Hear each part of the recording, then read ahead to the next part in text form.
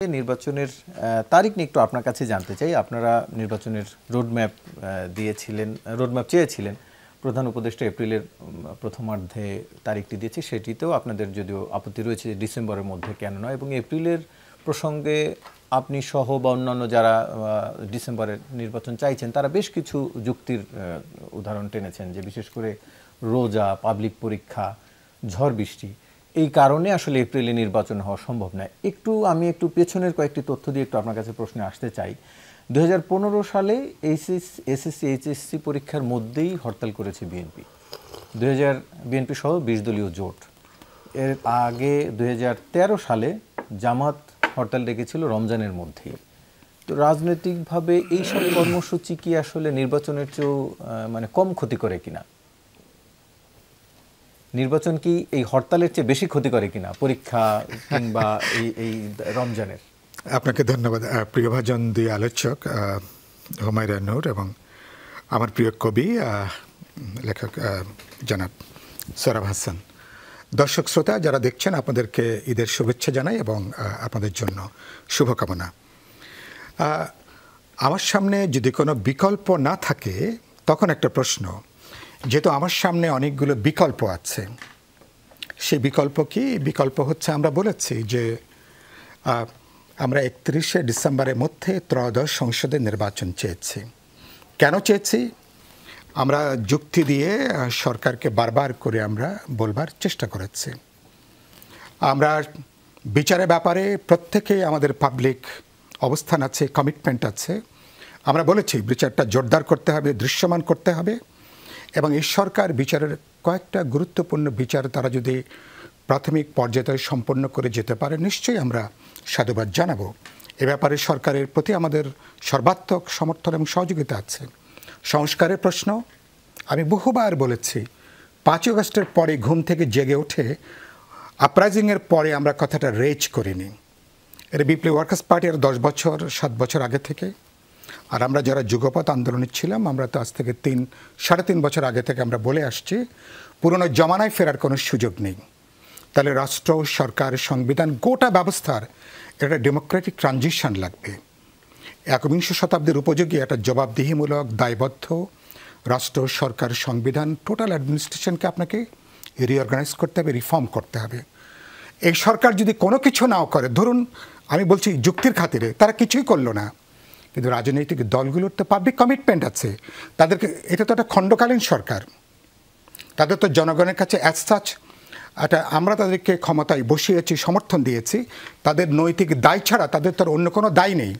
কিন্তু রাজনৈতিক দলগুলোকে তো দেশ চালাতে হবে, বিভিন্ন দল, বিভিন্ন নেতৃত্ব, বিভিন্ন চেহারাই সেটা হতে পারে, আমাদের তো দায়বদ্ধতা আছে। সুতরাং আমরা তো নিশ্চয়ই সেটাকে আমরা এগিয়ে নেব। তো কথাটা এই জন্য এসছে যে, আর সরকার যেটা বলে আসছেন 17 বছর ধরে, আজকে দেখলাম প্রধান উপদেষ্টা লন্ডনে তিনি আজকে আবার সে কথাটা পুনরায় তিনি উক্তি করেছেন। তিনি এটা অসাধারণ একটা আনন্দ ঘন, অবাধ, নিরপেক্ষ সেরা নির্বাচন উপহার দিতেন। সেরা নির্বাচনের জন্য এপ্রিল মাসটা কি এটা সেরা সময়? এটা বোঝার জন্য সাধারণ কাণ্ডজ্ঞানের মানে এইটুকু যথেষ্ট। আপনি যে কথাগুলো বললেন, সময়, পরীক্ষা, রোজা, আবহাওয়াগত, তারপরে তার যেটা বৈরী একটা যে অবস্থাটা, যেখানে আপনার সামনে বিকল্প আছে, এবং আমরা বলেছি যে কেন বিচারের কাজটা সরকার ভিত্তিটা তৈরি করবেন, পরবর্তী ইলেক্টেড গভর্নমেন্ট বিচার কাজকে তারা এগিয়ে নেবেন। এ ব্যাপারে প্রত্যেকেরই তাদের অবস্থান আছে। সংস্কারের ব্যাপারে, এ ব্যাপারে আমরা বলেছি ইতিমধ্যে ঐক্যমত কমিশন তার দ্বিতীয় রাউন্ডের আলোচনা এক পর্যায়ে আমরা শেষ করেছি। আমরা বলেছি যদি সদিচ্ছা কাজ করে, যদি কাজের গতি বাড়ানো যায়, জুন মাসের বাকি দিনগুলোর মধ্যেই কোথায় ন্যূনতম ঐক্যমত, বোঝাপড়া একসাথে হয়ে আমি মনে করি জুলাইয়ের প্রথম বা মধ্য জুলাইয়ের মধ্যে, জুলাই সনদ বলি অথবা জাতীয় সমঝোতা সনদ বলি, সেখানে আমরা স্বাক্ষর করতে পারবো। অনেক প্রশ্নে আমাদের দ্বিমত থাকবে, ভিন্ন থাকবে, এটাই স্বাভাবিক। একটা বহুত্ববাদী গণতান্ত্রিক সমাজে নিশ্চয়ই সমস্ত প্রশ্ন একমত হবে না, এমনকি অনেক গুরুত্বপূর্ণ প্রশ্ন আমরা একমত নাও হতে পারি, সেটার সম্ভাবনাই হচ্ছে বেশি। এবং সরকার তো জোর করে কোনো কিছু চাপিয়ে দেওয়ার কোনো সুযোগ নেই, কারণ তারা কোনো রাজনৈতিক পক্ষ না, মানে থিওরিটিক্যালি তারা কোনো পক্ষ তাদের অবলম্বন করবার কথা না। তারা কোথায় দাঁড়াবেন? আমি আবার ধার করি আমাদের প্রধান উপদেষ্টা তিনি যৌক্তিকভাবে বলেছেন যেখানে রাজনৈতিক দলগুলো ন্যূনতম একমত হবে সেটাই হবে ভিত্তি, তাহলে সেটাও কিন্তু বড় কোনো সংকটের কথা না। ওনাদের যতগুলো প্রস্তাবনা আছে কিন্তু যেখানে আমরা একমত হতে পারবো সেটা হলে বাকি থাকে নির্বাচন। সেই নির্বাচন আমরা বলেছি প্রধান উপদেষ্টা তিনি কি কেন ডিসেম্বরের পরিবর্তে কেন আরো 3.5 মাস বেশি সময় লাগবে, তিনি কি এটা অনেকদিন আগে বলেছেন যে ছোট প্যাকেজ হলে, মানে তার ভাষায় যদি বলি সেটি ডিসেম্বরের আগে, যদি বড় প্যাকেজ অর্থাৎ বড় সংস্কার করতে চায় এটা কোনো যুক্তির কোনো বক্তব্য না। এই কথাটা সরকারের দিক থেকে ছোট বড়র কোনো প্রশ্ন। আমরা বলেছি যেগুলো প্রয়োজনীয় সংস্কার, যেগুলো জরুরত আছে এবং যেসব ব্যাপারে আমরা সবাই একমত হতে পারবো। আমরা এখানে 4 জন বসে আছি, যদি কোথাও আমাদেরকে একমত হতে, কোন জায়গায় আমরা একমত হব? আমাদের 20টা মতামত থাকতে পারে, 5টা প্রশ্নে যদি আমরা 4 জন একমত হতে পারি সেটাই আমাদের ঐক্যমতের ভিত্তি। সরকার দাঁড়াবে সেখানে, তাহলে সরকারের সফল হওয়ার সম্ভাবনা বেশি। সরকারের নিশ্চয়ই বিরোধ জিয়ে রাখা, বৈরিতা তৈরি করা নিশ্চয়ই সরকারের কাজ না। তাহলে বাকি থাকে নির্বাচন, আর নির্বাচন কমিশন তারাও তো ডিসেম্বরকে লক্ষ্য রেখে নির্বাচনী তাদের প্রস্তুতি অব্যাহত আছে। আমি মনে করি সেই জায়গাগুলো থেকে সরকার যে তাদেরকে যারা বুদ্ধি দিয়েছেন এপ্রিল মাসটা, তারা খুব হঠকারী বুদ্ধি তারা দিয়েছেন। এটা কোনো সাধারণ কাণ্ডজ্ঞানের কোনো পরিচয় বহন করে না।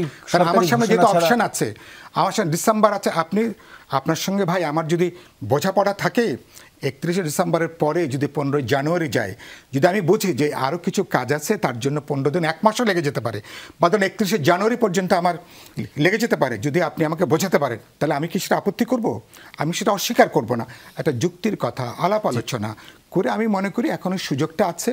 এবার 13 তারিখে পরশুদিন প্রধান উপদেষ্টা তারা যে আলোচনা করবে, আমি নিশ্চয়ই মনে করি যে অসাধারণ একটা সুযোগ তৈরি হয়েছে।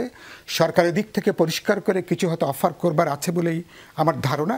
সেই জায়গা থেকে আসলে আমি মনে করি এই সংকট আমরা কাটিয়ে উঠতে পারবো।